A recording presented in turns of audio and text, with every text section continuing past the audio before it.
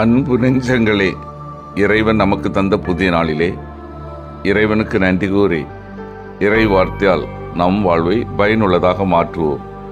இறைவன் நம் அனைவரை நிறைவாக ஆசீர்வதித்து பாதுகாத்து வழிநடத்துவாராக.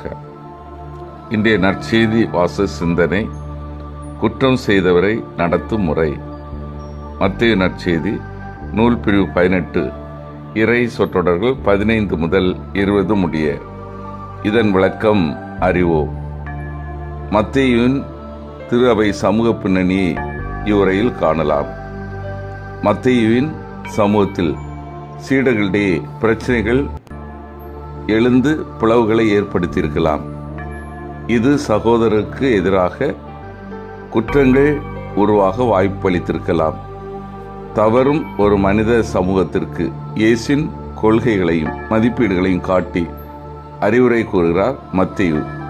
இப்பிரச்சனைகளை தீர்க்கும் வழி அதிகாரம் அல்ல, அன்பே.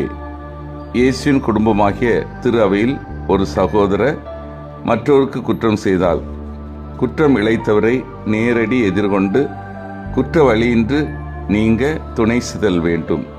குற்றம் செய்தோ ஏற்று மனம் திரும்பினால் குடும்பத்திற்கே பயனும் பெருமையும். குற்றம் செய்தோ திருந்தவில்லை என்றால் சபையில் 2 அல்லது 3 பேர் சாட்சிகளாக கூடி குற்றம் இழைத்தவரை நல்வழிக்கு கொணர முயல வேண்டும். இதற்கு அவர் இணங்கவில்லை என்றால் முழு தல சபைக்கும் முன்னே வைத்து சமூகத்தின் தீர்ப்புக்கு உட்படுத்த வேண்டும்.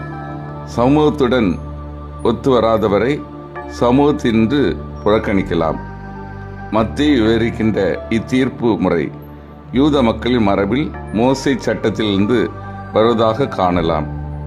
மோசே யூத மக்களுக்கு தங்களுக்குள் தீர்ப்பளிக்க அதிகாரம் கொடுத்தது போல இயேசுவும் திரு அவைக்கு அதிகாரம் அளிக்கிறார் என்பார் மத்தேயு.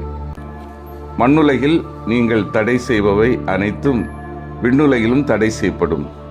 மண்ணுலகில் நீங்கள் அனுமதிப்பவை அனைத்தும் விண்ணுலகிலும் அனுமதிக்கப்படும்.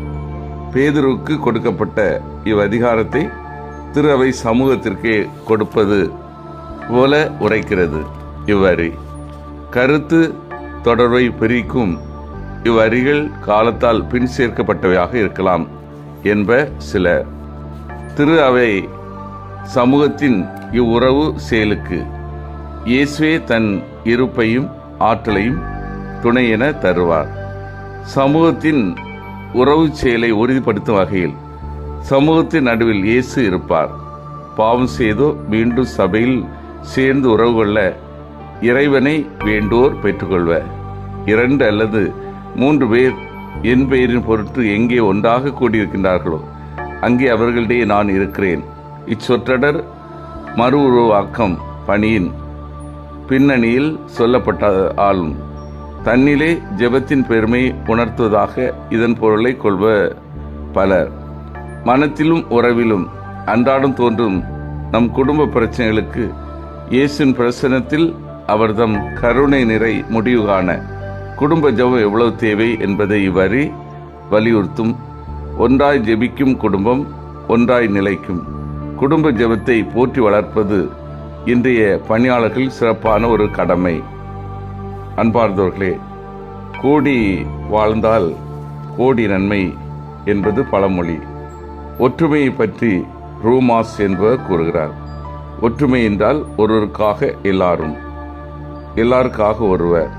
ஒற்றுமைக்கு எதிராக பிரிவினைகள் தோன்றும் போது பொறுமையுடனும் கவனத்துடனும் அதனை அகற்ற வேண்டும் என்று அறிவுரை கூறுகிறார். ஒற்றுமை தெய்வீக பண்பு. ஒற்றுமைக்கு மூவோர் இறைவனின் வாழ்வின் நிலையை முன்னிறுத்தி காண்பிக்கிறார் இயேசு.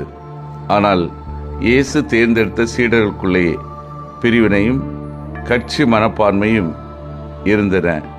யாக்கோபும் யோவானும் தலைமை பதவி கேட்டார்கள். அதனை கேட்ட மற்ற 10 சீடர்களும் அவர்கள் மீது சினம் கொள்கின்றன.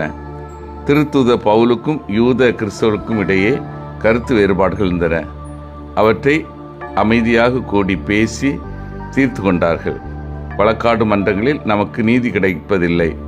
பணிவோடு ஒருவருக்கொருவர் புரிந்து கொண்டு வாழ்வதில்தான் ஒற்றுமை உண்டாகும். ஒற்றுமையோடு வாழ்வதற்கு ஜெபம் அடித்தளமாக இருக்கின்றது. இணைந்து ஜெபிக்கின்ற பொழுது கடவுளுடைய பிரசன்னத்தை உணர்கின்றோம், கடவுளுடைய வல்லமை உணர்கின்றோம். அப்பொழுது நம்மத்தில் உள்ள ஏற்றத்தாழ்வு மறைகிறது. நாம் அனைவரும் இறைவனது உண்மையான பிள்ளைகளாக திகழ முடிகின்றது. சிந்தித்து தியானித்து செயல்படுவோம். குற்றம் செய்தவரை நான் எவ்வாறு அணுகுகிறேன்? பிறரது குற்றங்களை மனதார மன்னிக்கும் மனநிலை என்னிடம் உள்ளதா? இணைந்து ஜெபிக்கும் பழக்கம் என்னிடம் உள்ளதா? மன்றாடுவோமாக.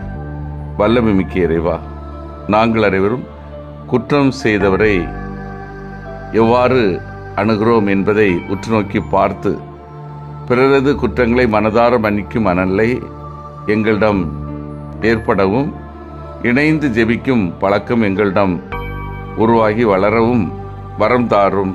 ஆமீன்.